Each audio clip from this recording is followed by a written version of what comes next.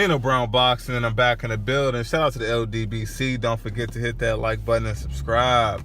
So I wanted to talk about the stuff that's been in the news going on with my boy, my favorite fighter, Errol "The Truth" Spence Jr., and all of this talk surrounding him, Kell Brook, a rematch, Eddie Hearn, and the 154-pound junior middleweight super welterweight division. Now, Errol Spence, was on Twitter and he responded to a lot of the trash that Kell Brook been talking about.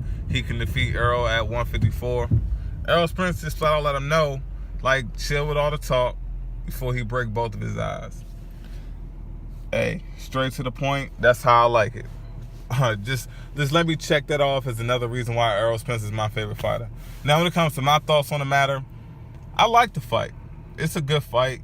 Even though Errol Spence already beat him, I look at it as it's just a different challenge Errol Spence has to take. But this fight has to happen in the U.S.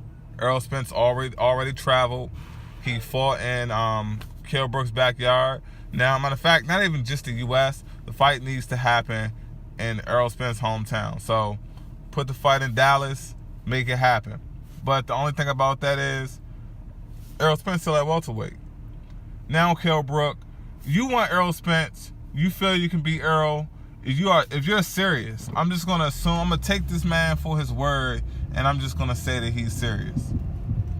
If you're serious, you need to put the welterweight division on notice, your former division, and let those guys know that they need to conduct themselves like champions. You bashing Errol Spence right now, if you truly want to fight him, it doesn't serve any purpose. Call him out, tell him you'll beat his ass, but then let those guys at the weight class know, hey, Errol Spence is an IBF champ at 147. I want to fight him at 154.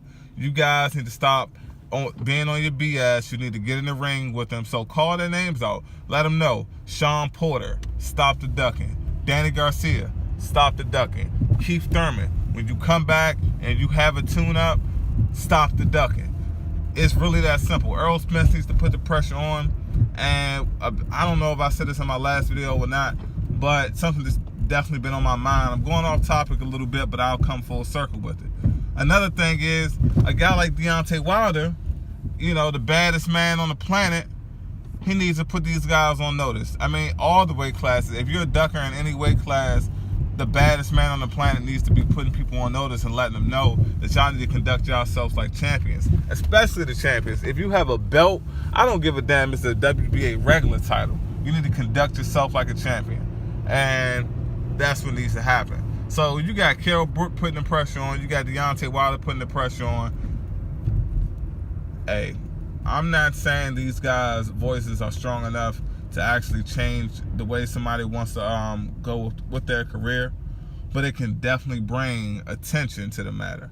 And at this point, I mean, that's all you can really ask for. But when it comes to the whole Kell Brook Errol Spence thing, I feel like it'll be a great fight.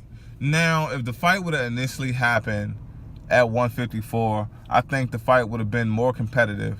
And if Errol Spence was to stop Kell Brook, it probably would have been in the 12th round. Or it probably would have went to decision. But at this point, two broken orbital bones later, Kell Brook already came out and said he started developing a drinking problem because of this Errol Spence loss and all of that crap. At this point, mentally, I mean, we all know that Kell Brook isn't there anymore. And I like Kell Brook. And one thing about it, I respect what Kell Brook is doing. Despite taking an L, 2 L's, despite being defeated, he's bouncing back and he's still speaking like someone that believes that he should be a champion again.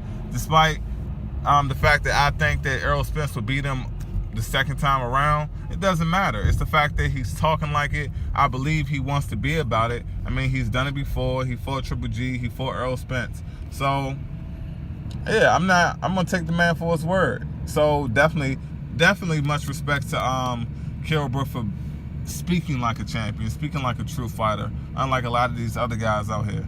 But, you start talking about the whole Charlo thing. Now, Kell Brook, you taking it to a whole nother level. Jermell Charlo will steamroll you. He will steamroll you. Like, he will steamroll you. It's really that simple. Now, granted, once again, much respect for talking that cash money shit, putting it out there that you feel like you can whip his ass. Much respect for that. You know, you talking like a fighter. I like that. It's entertaining. As a fan, this is what I want to hear from all fighters. But when the topic comes up of who do I think will win, Nino Brown Boxing will put his money on Jermell Charlo easily. It's really that simple. But until next time, guys, I'll come back right after this and drop another video. This is Nino Brown Boxing. Shout out to the LDBC. Don't forget to hit that like button and subscribe. Peace.